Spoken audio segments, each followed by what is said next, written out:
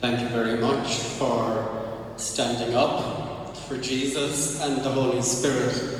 And thank you, Duncan, for calling them. So you can relax now and sit down again. And we will... Do I give the homily now?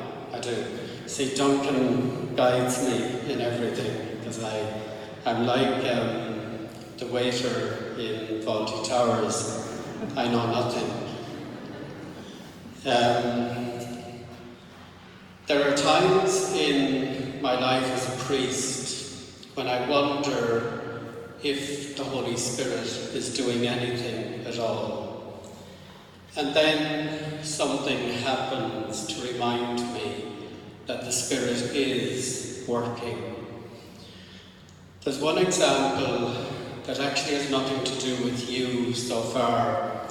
But shortly after I came here, a little boy, aged 7, who is the son of 2 atheists, people who didn't believe in God, but this little boy heard about God and he became interested, and he decided that this was the church he would like to come to. And so his dad, who has no belief in God, out of love for his son, brought him here every Saturday evening. And they sat in the front seat there, not having a clue what was going on. But they came because something was drawing this little boy. The boy and his mother used to have arguments at home. She insisted that there was no such thing as God. But he persisted that there is. And gradually, whatever was happening in him made her want to come as well. So father and son, then mother and daughter, they all started coming together to Mass. And out of that family of 4, the mother who argued that there was no God was baptized a Catholic last year, and the 2 children were baptized. The father doesn't want to be baptized, but he still comes. And that reminds me that God works in very mysterious ways, and God draws people to himself in unexpected ways. And so that boy is a great example to me of what can happen in the heart of a child. The other example, it has to do with yourselves, the 14 apostles who are gathered here today. What happened, I watched you coming here every Wednesday to be taught by Duncan and prepared for confirmation. And I took a couple of sessions with you as well. But I felt, I don't know why you came, and I'm sure you don't know why you came some of the times as well, but something brought you here, and something kept you coming here. And I loved every Wednesday evening the buzz and the energy that took place in there on the ground floor of my house.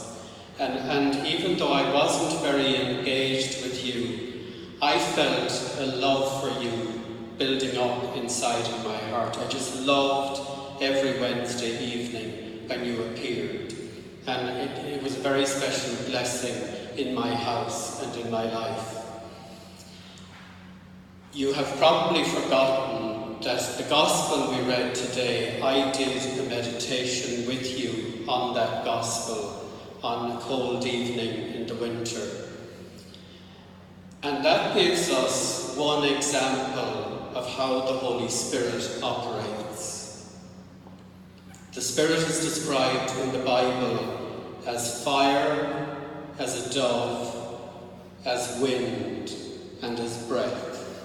There are the different ways the Spirit is described. In this Gospel, we have Jesus coming to the gathering of the apostles. They're all confused, they're afraid, they're locked inside in the upper room. And this is a very important moment, that the doors are locked. And so often the doors of our hearts are locked against the approach of God. We resist it. We resist God for all sorts of reasons. And yet Jesus persists, and he comes through the resistance that we feel. And he comes into the upper room of our heart to bring peace and joy. And the way he gives the Holy Spirit in this gospel is breath. He breathes on the apostles and he says, receive the Holy Spirit. It is a really gentle and intimate way of receiving the Holy Spirit. And in my experience, that is the most common way that the Spirit works. It's a very gentle breathing of the breath of life that comes from Jesus. And like when you take your breath, when you breathe in and breathe out, think of the Holy Spirit breathing in every breath you take. It's as simple as that. The Holy Spirit is everywhere, and so it can come to you very gently.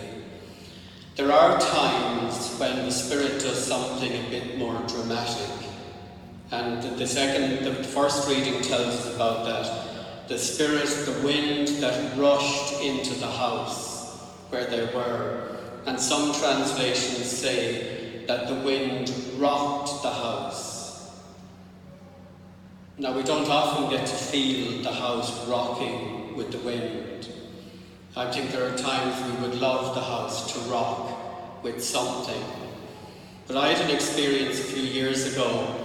I stayed in a lighthouse on an island in the west coast of Ireland. And one of the fascinating things was the wind, the Atlantic wind in the west of Ireland is really, really strong. And I was up in the tower of the lighthouse, and you could actually feel the tower shaking in the wind. The thing just trembled in the wind. And it struck me that that is something of what it was like for the apostles in the beginning, that the house shook because this great thing was happening to them. And on the same island I went walking, and I was walking up the edge of this incline. It was like on the edge of a cliff, and this rush of wind came down the hill and literally knocked me flat on my back.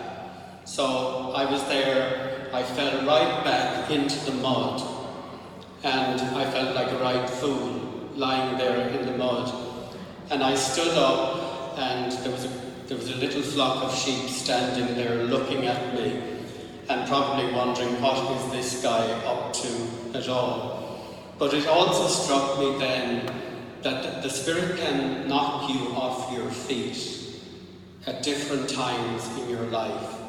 And sort of be beyond the lookout for that, or be ready to be knocked off your feet by the Holy Spirit. And it doesn't necessarily happen when you're in the church praying, or it doesn't necessarily happen when you're praying at home.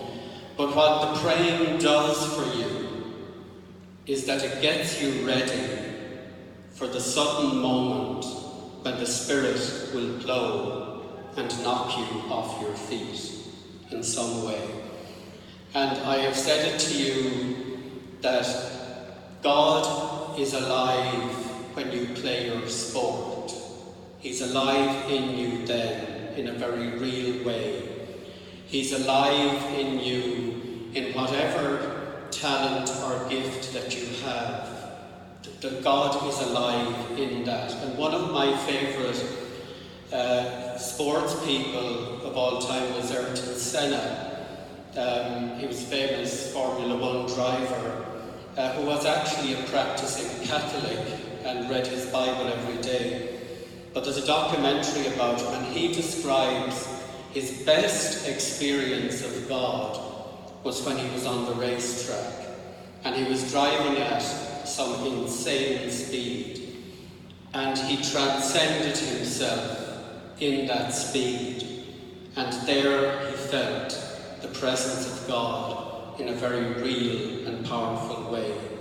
So it's in the things that you like doing the things that give you joy in life. In these things you are likely to find the Holy Spirit stirring within you.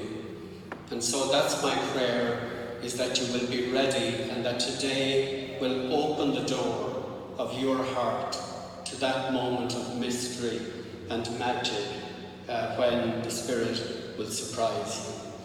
So we're going to have the profession of faith, but before that, in my usual fashion, if you leave your books alone for the moment and just close your eyes and go into your heart, into that sacred place within yourself.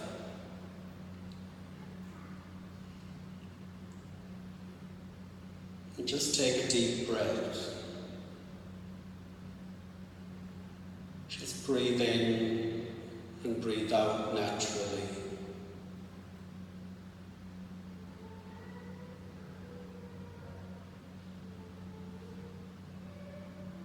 And just as you breathe, say quietly in your heart, "Come, Holy Spirit."